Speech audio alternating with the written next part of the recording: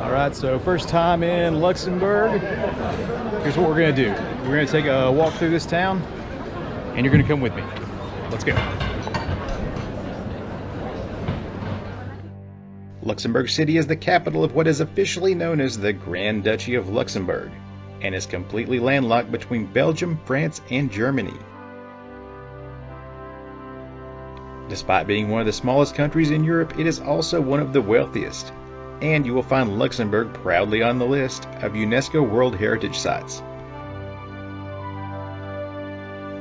The first stretch of this tour is going to take us around Luxembourg's Cathedral Notre Dame. Construction on this church began in the 1600s. By the 1800s, it would be elevated to its cathedral status. The exterior of this church provides an example of late Gothic architecture, while the interior houses the crypts of the Grand Ducal family.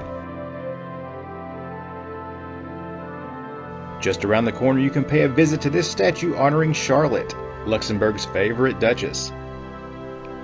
During World War II, Charlotte, along with the rest of the ducal family, was forced into exile.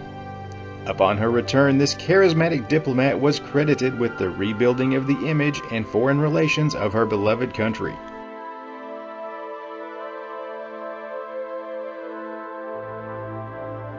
On up the road, we pass by the Chamber of Deputies for a view of the Grand Ducal Palace, which dates back to the 1700s. If you arrive at just the right time, you may even get to witness a changing of the guards. And there he goes. Continuing past the palace through a series of markets, restaurants, and the St. Michael's Church, you will eventually arrive at a series of viewpoints hovering far above the lower section of town, which is separated by the Alzette River.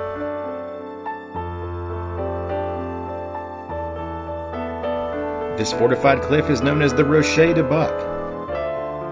In the 900s, Count Siegfried constructed his castle here, and that would ultimately lead to the formation of Luxembourg City. But origins of this site date all the way back to Roman times.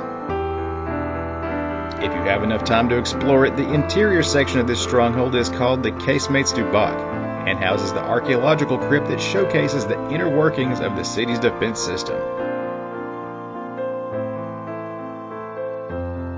From the top of this cliff, you have a magnificent view of the lower part of town featuring the Neumunster Abbey, which is situated in the middle of a large cultural center, along with much more Luxembourg to explore.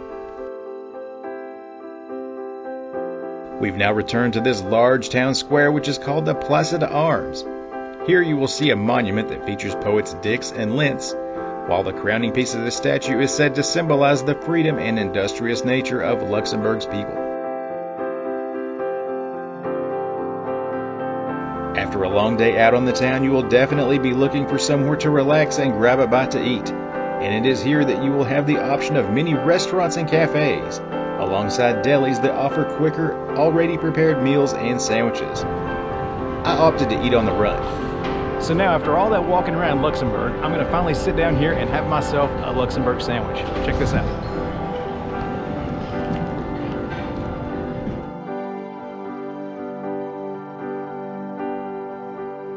The city of Luxembourg is absolutely packed with history, culture, and scenic views. I was only here for a short amount of time, but if you want to take in everything this town has to offer, be prepared to spend a couple of days here.